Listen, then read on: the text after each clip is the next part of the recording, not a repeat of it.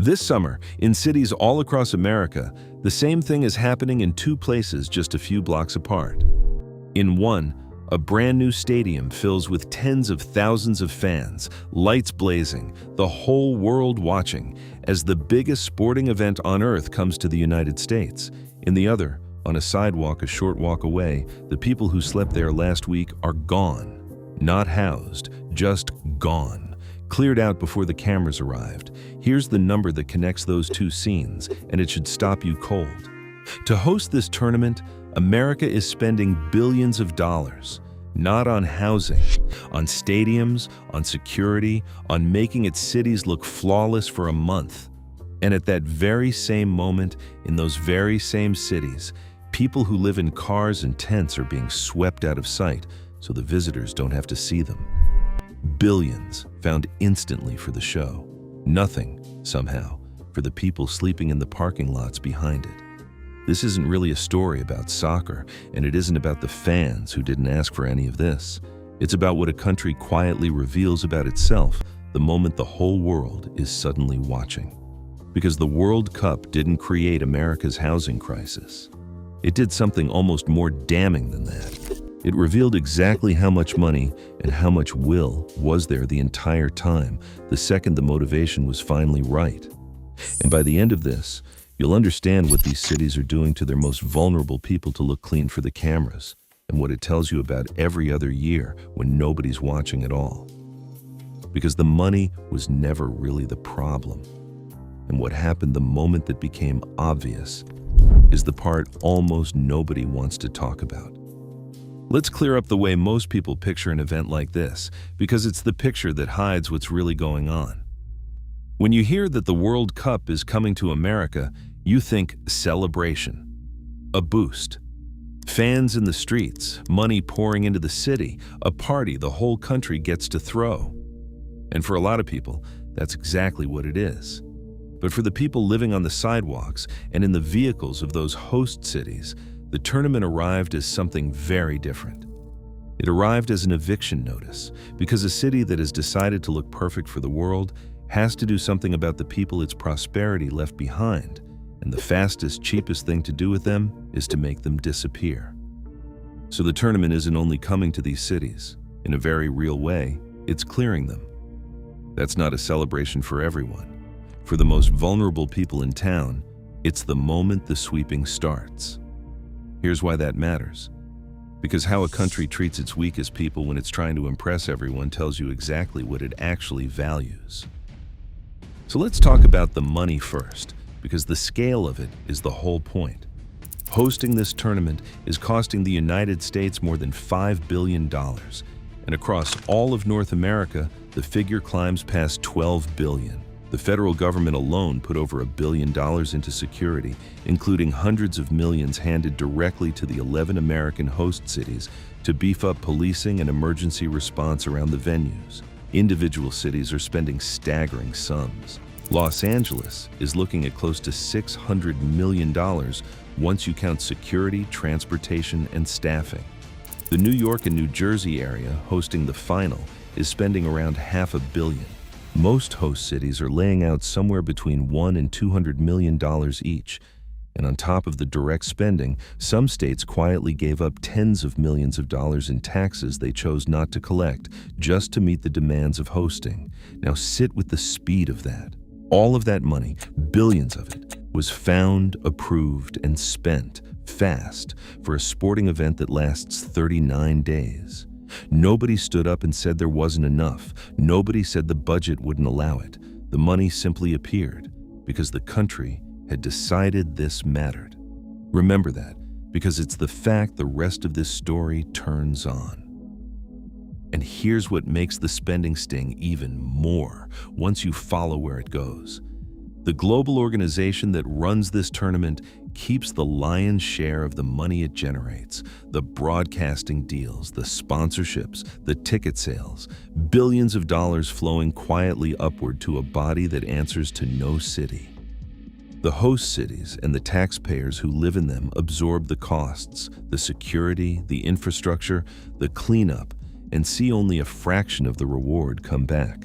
Some states didn't just spend money, they agreed not to collect it, waiving tens of millions in taxes just to satisfy the rules of hosting. Even a small town putting on a handful of matches found itself staring down millions in public safety costs it never asked for. Meanwhile, the average fan attending a single game is expected to spend thousands of dollars just to be in the building. So follow the money honestly, and a shape appears. The profit floats up and away. The cost settles down onto the public, and heaviest of all, onto the people at the very bottom, the ones cleared off the streets so the whole thing photographs well. That's not a party the whole country is throwing together. It's a bill most of them will pay and never once see the upside of. If you're already starting to feel the weight of that contrast, drop a comment and let me know where you're watching from. I read every one, and I think it helps people to see how many others are noticing the same thing. And here's what that money bought. In the parts of the city the broadcasts will never show you. To satisfy the demands of a pristine, camera-ready event, host cities drew what are essentially clean zones around their stadiums and fan areas, stretching outward for miles. And inside those zones, the people living on the street had to go. City after city leaned on anti-camping laws to clear them out. In one host city, dozens of people who had been camped on a downtown sidewalk were swept away just a mile from the stadium in the run-up to the games. In another, police cleared encampments and, by advocates' accounts, zip-tied and removed the people who wouldn't leave, with the department calling it standard practice for anyone violating the camping ban. This is not a story about giving these people homes. For most of them, it was never about that. It was about moving them somewhere the tourists wouldn't look, out of the clean zone, off the main road, into the next neighborhood over, or into a jail, or simply into the unknown. The problem wasn't being solved. It was being relocated, quietly, so the picture would look right. That's not cleaning up a city. It's hiding one. And the same reflex repeated from coast to coast, city by city. In one host city on the West Coast, the shelters were already catastrophically short of beds before a single fan arrived, and the cleanups only added to the crush of people with nowhere to go. In the city hosting the final, where nearly 200,000 people had passed through the shelter system in a single year, advocates watched the sweeps intensify even as money poured into temporary beautification. In one small city beside a stadium, the streets were scrubbed and freshly repaved, bright flowers set out in planters, and when the mayor was asked about the people living on the streets, he simply insisted there weren't any. In a wider region where tens of thousands of people were counted without homes. Across the northern border, in a host city's poorest neighborhood, pressed right up against the stadium, the daily street sweeps that were already a way of life braced to intensify under the eyes of the world. Everywhere the tournament touched, the same instinct kicked in. Make it look clean, move the people, worry about them later or never at all. It's not a coincidence that shows up in one city. It's a pattern that shows up in all of them, because they are all answering the same demand to look flawless for the same cameras. And here is where this lands directly on the people this whole channel is about, because the sweeps didn't stop at tents. In one host city, a woman who had been living in her van with her pets watched that van get towed away as the cleanups intensified. Think about what that actually means. Her van wasn't a vehicle she parked somewhere. It was her home. It was the last stable thing she had, the walls around her, the lock on the door, everything she owned. And in the push to make the city look spotless for a global audience, it was hooked up to a truck and hauled off. And just like that, she went from someone with a roof to someone with nothing at all. She said what a lot of people in her position were surely thinking, that the city was sweeping its homeless out of sight so it could pretend for the cameras that they didn't exist. That's the human reality underneath the word cleanup. It isn't abstract. It's a person losing the last thing they had so that A parking lot near a stadium could look empty and orderly for a month. For the people living in vehicles in these cities, the World Cup didn't come with a party. It came with a tow truck. Let's stay with that for a moment, because it's the human center of this whole thing. Picture what a towed van actually costs the person who lived in it. It's nothing like losing a car when you have an apartment to go home to. When the van is the home, the tow takes everything at once: the bed, the shelter, the lock on the door, the few belongings that made a metal box feel like somewhere a person lived. And to get it back, there's a fee and a daily storage charge that climbs while it sits, and the original ticket on top, hundreds and then thousands of dollars that someone living in a van does not have and will never have. So it isn't really a tow, it's a confiscation. The city didn't move her along. It took the last thing she owned. Now multiply her by everyone in those clean zones who lost a tent, a cart, a sleeping bag, or the stack of paperwork that proves who they even are, and you start to see the real price of a clean picture. It's paid in full by the people who had the least to give, so that the ground around a stadium could look empty and orderly for a few weeks. Somewhere out there right now is a person who was housed in their own fragile way inside a vehicle, and who is truly on the street tonight because their home happened to be parked in the wrong lot when the world came to town. That's not an unfortunate side effect of a great event. For that person, that was the event. If this is opening your eyes to what's happening behind the spectacle, a like genuinely helps this reach people who only see the highlight reel. Takes 1 second, and on something like this, it matters. Now, if this feels like it can't really be that routine, here's the part that should bother you most. This is a playbook. It is not new, it is not an accident, and everybody in the business of hosting these events knows exactly how it goes. Cities have been doing this for decades whenever the world shows up to watch. When this same American city hosted the Olympics back in the 1990s, it cleared out thousands of homeless people, handed some of them one-way bus tickets out of town, and ran a program that detained hundreds. Before a recent Super Bowl, a city spent millions clearing tent encampments near the stadium and moving people into a temporary warehouse. Ahead of a recent Olympics in Europe, migrants were bussed out of the host city until the games were over. Before a major political convention, a city swept away one of its largest encampments. During a past World Cup, thousands of families were displaced around the construction. Every single time, the same move. The world is coming. The cameras are turning on, so make the poor people disappear until it's over. It's so common that experts who study these mega events have a plain word for it: displacement. It is a known, repeatable, budgeted part of throwing a party this big. The spectacle and the sweeping are not two separate things. They come as a set. And here's why you've heard so little about any of it, which is the quiet genius of the whole arrangement. The spectacle is engineered to be the only story.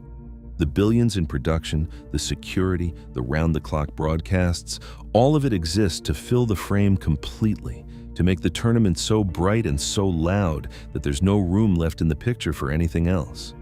The sweeps happen in the margins, in the blocks the cameras are pointed away from, in the early mornings before the crowds arrive. It isn't hidden by a conspiracy. It's hidden by design, buried under an event so enormous and so dazzling that the people cleared out of its path simply drop out of view. That's how something happening in plain sight, in a dozen major cities at the same time, still manages to go almost completely unspoken. The show isn't only covering the field, it's covering the story. But now here's the twist that makes all of it worse, and it's the most important part of this entire story, so stay with it. Not every city chose the sweep. Faced with the same deadline and the same global spotlight, a few cities did something remarkable. They chose to actually house people. One host city launched a serious push and moved hundreds of people off the street and into real housing before the games. Another built dozens of small homes on a vacant lot near its stadium. A third housed people from cleared encampments in actual apartments. And that right there is the fact that should make you furious, because think about what it proves. When the motivation was finally strong enough, when there was a global audience to impress and a reason that mattered to the people in charge, some cities suddenly discovered they could house their homeless. Fast, in months. The money was there, the apartments were there, the will was there. It turns out America can house people. It just needed the whole world to be watching first. That's not a heartwarming exception to the story. It's the indictment at the center of it. Because if it can be done in a few months when a soccer tournament is coming, the question hangs in the air for every ordinary year when it isn't. Why not then? Why not always? And put the numbers side by side for a second, because the comparison is brutal. A single one of these cities is spending hundreds of millions of dollars to host a few weeks of soccer. The federal government alone handed the host cities hundreds of millions more just for security around the games. Now ask what that same money would do if it were aimed at the actual problem instead. Permanent housing, shelter beds, the kind of stable roof that ends a person's homelessness rather than relocating it for a month. The security budget for this one tournament, spread across these cities, rivals what it would cost to house a real share of the very people being swept out of its way. The money to solve the thing was sitting right there, in the same budget, and it got spent instead on making the thing invisible. It's not that the country couldn't afford both. It's that it decided, one more time, that the show came first. And that's the real thing the World Cup revealed, the systemic truth underneath the whole spectacle. This was never a question of whether the country could afford to take care of its own people. It obviously can. It found billions for the event without blinking. When it wanted to, when the cameras made it worth their while, some cities even found the money and the housing to get people off the street for good. The resources were never missing. What was missing every other year was the decision that these people mattered enough to spend it on. So the crisis on America's streets and in its parking lots isn't a story about scarcity. It's a story about priorities. Billions, instantly, for a 39-day show. For the year-round emergency of families sleeping in their cars, the answer is always that there just isn't enough. The World Cup held up a mirror, and what it showed is that there was always enough. There just wasn't the will until the moment looking good became more important than looking away. So think about what happens next when the final whistle blows and the world's attention moves on. The stadium's empty. The fan zones come down. The cameras pack up and fly home. And the clean zones, with nothing left to keep them clean, fill back in. The people who were swept out of sight were never given anywhere permanent to go, so they come back to the same sidewalks and the same lots. Except now, some of them are missing the tent that got thrown away, or the van that got towed, or the last documents they owned that vanished in a cleanup. The homelessness was never solved. It was paused for the benefit of visitors, and it returns the moment the visitors leave, often worse than before. That's the cruelest part of the whole arrangement. The sweeps don't fix anything.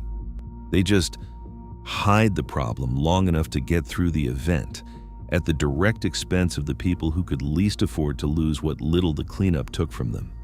And because the entire spectacle is designed to be the story, all of this happens in the margins, off camera, in the exact blocks the broadcast is careful never to show. That's how something this big stays this quiet. So let's go back to those two scenes we started with. The stadium full of light and noise and the whole world watching, and a few blocks away, the empty sidewalk where people used to sleep, swept clean for the occasion. Now you know what really connects them. It isn't a coincidence, and it isn't hypocrisy by accident. It's a choice made in plain sight about who gets the billions and who gets the tow truck. America didn't fail to house these people because it ran out of money or ability. It proved in a matter of months that it had both all along. It housed them where it had to look good, and swept them away where that was cheaper, and the only thing that ever decided which was whether the world happened to be watching. These aren't people the country couldn't afford to help. They're people it chose not to until choosing to help looked better on camera. And it will keep working exactly this way for a simple reason. As long as a country can find billions in an instant for a month-long show, but nothing at all for the people sleeping in its cars, as long as the cameras are what decide whether a person gets an apartment or a tow truck, as long as the easiest thing to do with poverty is to hide it instead of end it, this is what every big event will keep revealing. Whether that stays true, whether the will that shows up for the whole world could ever show up for the people who live here all year, is not a matter of money. We just proved the money exists. It's a matter of what we decide people are worth when no one's watching. And that's a choice America keeps making, quietly, in the empty lots behind the stadiums.